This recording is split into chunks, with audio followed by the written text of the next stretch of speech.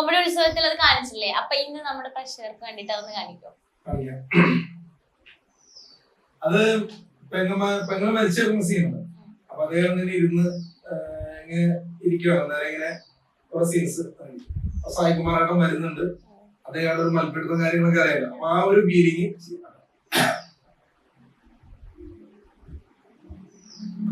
വാസന്തി എന്ത് കിടക്കടെ കൊച്ചടമലതിരിക്ക് കണ്ടില്ലേ?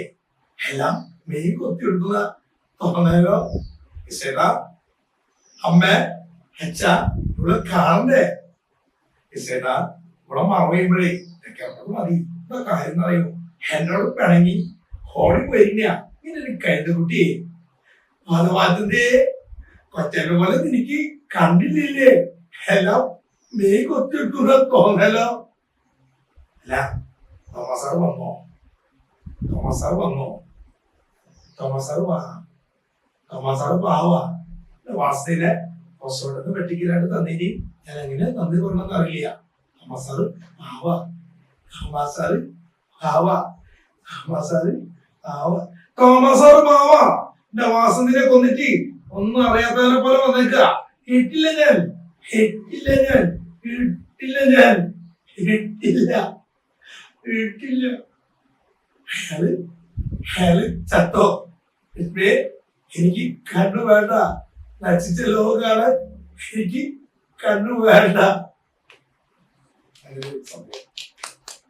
ശരിക്കും പെട്ടെന്ന് നമുക്ക് ഞാന് കൂടുതൽ മറ്റേ ഇതില്ല അയാൾ ഞാൻ നമ്മള് ഇത് ചെയ്തത് മുകേഷ് ശരിക്കും സെന്റിമെന്റ്സ് എനിക്ക് വലിയൊരു അംഗീകാരം. സെൽമി ക്യാൻസർ എന്ന് പറയുന്ന പ്രൊവറേഷനിലാണ് അത് ക്യാമറമാൻ എന്റെ അടുത്ത് പറഞ്ഞേ മുകേഷോടെ കരഞ്ഞല്ലോ. അപ്പൊ അതിന് കാല് പിടിച്ച് കരുന്ന ഒരു സീൻ ഉണ്ടല്ലോ. ചേട്ടാ ഒരു കാര്യം എന്ന് പറയുന്നത് നമ്മളൊരു ഇമോഷണൽ സീന് മറ്റൊരാളിലേക്ക് കാണിച്ചു കൊടുക്കുമ്പോ അയാളുടെ കണ്ണിൽ നിന്ന് കണ്ണുനീര് വരുന്നത് വലിയ അംഗീകാരമാണ്. അത് മുകേഷ് ചേട്ടനെ പോലുള്ള ഒരു നടന്റെ കണ്ണുനീര് വരുന്നത് വലിയ ഒരു അംഗീകാരമാണ് അത്. അപ്പൊ അതിനൊക്കെ ഒരു എന്താ പറയാ ശരിക്കും കലാഭവമണി സാർ അല്ലെങ്കിൽ മണിച്ചേട്ടന്റെ പാട്ടുകൾ അഭിനയം ഒക്കെ ഇന്നും കൊച്ചു കുട്ടികൾക്ക് വരെ ഭയങ്കര ഇഷ്ടമാണ്. അപ്പൊ അങ്ങനെ നോക്കുമ്പം എപ്പോഴെങ്കിലും മണിച്ചേട്ടന്റെ പ്രസൻസ് ഉണ്ടായിരുന്നെങ്കിൽ കുറച്ചും കൂടി ബെറ്റർ ആയനെ എന്ന് തോന്നിയിട്ടുണ്ടോ? തീർച്ചയായിട്ടും നല്ലതായിരുന്നു. കാരണം ഒരുപാട് പേർക്ക് വീണ്ടും വീണ്ടും സഹായങ്ങൾ കിട്ടിയേനെ. പക്ഷെ നമുക്ക് പറഞ്ഞു സത്യം എല്ലാം മുകളിലിരിക്കുന്ന ആളാണ് വിചാരിക്കുന്നത്.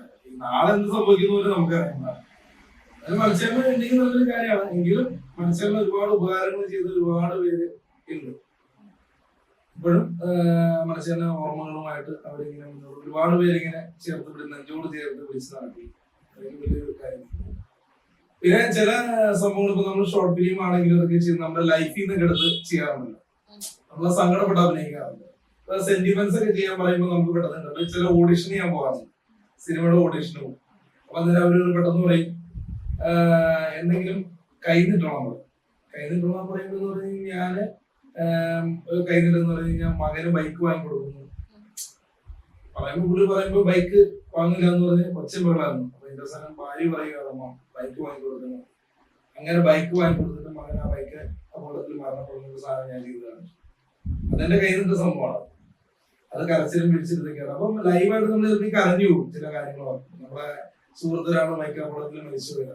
ഒരുപാട് ആഗ്രഹങ്ങളൊക്കെ വെച്ചിട്ട് പുള്ളി പോയി. അപ്പൊ അതൊക്കെ നമ്മൾ മനസ്സിലേക്ക് ഓർമ്മ വരുമ്പോൾ നമ്മളും കരഞ്ഞു. ഇങ്ങനെ ഓഡിഷൻ ഇറങ്ങുന്ന സമയത്ത് അങ്ങനെ ചെയ്തു. പിന്നെ കുറെ സിനിമകളൊക്കെ അഭിനയിച്ചു കേട്ടോ. ഇത് കൂടാണ്ട് RDS പടം കണ്ടു. അതിനകത്തെന്ന് പറഞ്ഞു ഞാൻ ശരിക്കും സങ്കടപ്പെട്ടൊരു സീനാണ്. എനിക്കത് നല്ലൊരു വേഷം ചെയ്ത ആളാണ്. അതില് ലാൽ സാറും നമ്മുടെ ഷൈനും കൂടെ റൂമിലിരിക്കുമ്പോൾ അസിസ്റ്റന്റ് ഉണ്ടല്ലോ കത്തി താഴേക്ക് വീഴുന്ന ആ സിനിമ ഉണ്ടെങ്കിൽ അറിയാം. സിനിമ കണ്ടവർക്ക് കത്തി താഴേക്ക് ടിങ് എന്ന് പറയും വീഴും. വീണ് കഴിയുമ്പോ കത്തി ഇങ്ങനെ എടുത്തിട്ട് ആ ഒരു വില്ലൻ ഞാനാണ് ഇങ്ങനെ കത്തി ഇങ്ങനെ പിടിച്ചിട്ട് പോകുന്നു. അപ്പൊ അവര് ഷൂട്ട് ചെയ്തപ്പോ എന്റെ ഫേസ് ഷൂട്ട് ചെയ്തു. അവരുടെ ലുക്ക് നോക്കി പോകണം ഷൂട്ട് ചെയ്തു. സിനിമ വന്നു കഴിഞ്ഞപ്പോ ഞാൻ കത്തി എടുത്തുകൊണ്ട് വെക്കുന്നു. ഇത്ര ഭാവം ഞാൻ ആകാശ് എന്ന് പറഞ്ഞ വ്യക്തിയെ വിളിച്ചു. ഡയറക്ടറെ വിളിച്ചു. പുള്ളി കുറെ സ്റ്റോറി ഒക്കെ പറഞ്ഞു. ചേട്ടാ അടുത്ത പടത്തിൽ നമുക്ക് ഇത് നോക്കാം. ഇത് ഞാനല്ല എഡിറ്റ് ചെയ്തത്. എഡിറ്റ് ചെയ്ത ആളുടെ ഇത് പോയതാണ്. ഞാനൊരു വാക്ക് പറഞ്ഞു ഓക്കെ. പക്ഷെ എന്നെ പോലെ കലാകാരൻ ആ സിനിമയിൽ ഒരു കുഞ്ഞു വേഷമായിരുന്നെങ്കിലും അത് വന്നാണെങ്കിൽ ആ സിനിമ അത്ര ഹിറ്റ് ആയതാണ് എന്ന് പറഞ്ഞു. അപ്പൊ അവരൊരു ഓക്കെ നേതാന്ന് പറഞ്ഞു. അടുത്ത പടത്തിൽ വിളിക്കുമെന്ന് എനിക്കറിയില്ല. പക്ഷെ എന്താ പറയാ, അങ്ങനെ സംഭവിച്ചു. അതൊക്കെ നമുക്ക് നല്ലൊരു വിഷമം ഉണ്ടാകുന്ന ഒരു കാര്യമാണ്. തീർച്ചയായിട്ടും. കാരണം വെച്ച് കഴിഞ്ഞാൽ ഒരുപാട് പേർക്കുണ്ട് സിനിമയില്. എന്നെ വെടിക്കെട്ടെന്ന് പറഞ്ഞ സിനിമയില് വെടിക്കെട്ടിൽ എന്ന് പറയുന്ന പെണ്ണിനെ ഞാൻ വീട്ടിൽ പോയിട്ട് വെല്ലുവിളിക്കുന്ന സീനുണ്ട്. നിന്റെ ആങ്ങളെ വരുമ്പോഴല്ലോ അവനെ പൊക്കിക്കൊണ്ട് പോകും അല്ലെങ്കിൽ വലിച്ചിറക്കി തല്ലുന്നൊക്കെ പറഞ്ഞ് വെല്ലുവിളിക്കുന്ന സീനുണ്ട്. ആ സീനില് ആ പയ്യന്റെ അമ്മയുടെ അഭിനയിച്ച ഒരു കൂട്ടുകാരി ചേച്ചിയുണ്ട്. ആ ചേച്ചിക്ക് ഒരു 3-4 സീൻ ഉണ്ടാവും. അപ്പൊ സിനിമ കണ്ടെന്ന് പറയാൻ വേണ്ടി ചേച്ചിനെ വിളിക്കുമ്പോൾ ഫോൺ എടുക്കില്ല. ഞാൻ പടം 2 ദിവസം കഴിഞ്ഞാൽ കണ്ടത്. ഈ ചേച്ചി കട്ട് ചെയ്ത് വിടുക. ഒരു ദിവസം നമ്മൾ ചേച്ചിയുടെ ഫോൺ എടുക്കാത്ത സംഭവം എന്ന് വെച്ചാൽ മെസ്സേജ് കൊടുക്കുമ്പോൾ ചേച്ചി തിരിച്ചു വിളിക്കും. പക്ഷെ ഞാൻ പടത്തിലില്ല. അവിടെ ഷോക്കായി. ഞാൻ ചേച്ചി പറയാം, വിഷ്ണു 2 ദിവസം മുമ്പ് വിളിച്ച് പറഞ്ഞു ആ സീൻ കട്ട് ചെയ്ത് പറയും എന്ന് പറഞ്ഞു. അദ്ദേഹത്തിന് കൊടുക്കും. അപ്പൊ ഞാൻ ചേച്ചിയിലേക്ക് ആ സീൻ ഞാനും ഇല്ലെന്ന് പറഞ്ഞു. അത് മാത്രമല്ല, അതിനകത്ത് വേറെ പെങ്കൊച്ച വിളിക്കാൻ വന്നു. ഒരു തൊടുപുഴ ഭാഗത്തൊരു കുട്ടി വന്നു. നല്ല മെഡിക്കൽ വെച്ച് വന്നത്. അവന്റെ പെങ്ങളുണ്ടായിരുന്നു. ആ കൊച്ചൊന്നും ഇല്ല. സിനിമ എന്ന് പറഞ്ഞാൽ നമുക്ക് പറയാൻ പറ്റില്ല. കാരണം കുറച്ച് സീൻസ് നമ്മൾ പ്രത്യേകിച്ച് ഫേസ്ബുക്കിലൊക്കെ ഇടും. പിറ്റേ ദിവസം പടം കാണാൻ പോകുമ്പോ അതിലിരിക്കുന്ന അവസ്ഥ. അല്ല, ഞാൻ എപ്പോഴും ഒരു വീഡിയോ കണ്ടിട്ടുണ്ട്. ഭയങ്കര ആകാംക്ഷയോടെ ഒരു ചെറുപ്പക്കാരൻ സിനിമ കാണാൻ പോവുകയും എന്നാൽ തന്റെ ഒരു എന്താ പറയാ അതിനകത്തൊന്നും ഇല്ലാന്ന് കാണുമ്പോൾ ഉള്ള സങ്കടം എന്ന് പറഞ്ഞിട്ട് ഒരു വീഡിയോ ഞാൻ കണ്ടിട്ടുണ്ട്. അപ്പൊ അതൊക്കെ ഭയങ്കര ബുദ്ധിമുട്ടല്ലേ? അങ്ങനെ ഒരു അനുഭവം ചേട്ടന് ഉണ്ടായിട്ടുണ്ടല്ലോ ഒരുപാട്. ഒരുപാടുണ്ടായിട്ടുണ്ട്. കാരണം ചില സിനിമകൾ ഇപ്പൊ ജാലിയൻ വാലാബാഗ് എന്ന് പറഞ്ഞ സിനിമ എന്നറിയാൻ നല്ലൊരു വേഷം ചെയ്തതാണ്. അത് ഇറങ്ങുന്നൊക്കെയാണ് പറഞ്ഞത്. എന്റെ കൂടെ പാട്ട് പാടാൻ വന്നൊരു പയ്യനുണ്ട്. അവന് ആ പടത്തിൽ നായകന്റെ മെയിൻ കൂട്ടുകാരനായിട്ട് അഭിനയിച്ചിരുന്നതാണ്. മഹാരാഷ്ട്ര കോളേജിൽ അതിന്റെ കഥയാണ് ജാലിയൻ വാലാബാഗ്. മെക്സിക്കോ അപാരത ടീമിന്റെ സിനിമയാണ്. പക്ഷെ ആ സിനിമയില് ആ അഭിനയിച്ച വ്യക്തി ഈ കഴിഞ്ഞ ദിവസങ്ങളിൽ ഞങ്ങൾ വെള്ളൂർക്കുന്ന അമ്പലത്തിൽ ഒരുമിച്ച് പ്രോഗ്രാം ചെയ്തതാണ്. അപ്പൊ ഞാൻ ചോദിച്ച പടം ഇറങ്ങുമെന്ന് വെച്ചുകൊണ്ട് എനിക്ക് അറിയില്ല കേട്ടാന്ന് പറഞ്ഞു. അവൻ സങ്കടം കൊണ്ടാണ് പറഞ്ഞത്. പക്ഷെ ആ ഇറങ്ങിയിരുന്നെങ്കിൽ അവന് നല്ലൊരു ബ്രേക്കാണ് സിനിമ. കാരണം നായകന്റെ മെയിൻ കൂട്ടുകാരനായിട്ടാണ് ആ സിനിമയിൽ അഭിനയിക്കുന്നത്. പിന്നെ അത് കൂടാണ്ട് കമ്മട്ടിപ്പാട സിനിമ കണ്ടല്ലേ, അതിനകത്ത് ദുൽഖറിന്റെ ചെറുപ്രായം ചെയ്ത പയ്യനുണ്ടല്ലോ, അവനാണ് അപ്പുറത്തുള്ള നായകൻ. അപ്പൊ അങ്ങനെ അത് ഇറങ്ങിയിട്ടില്ല.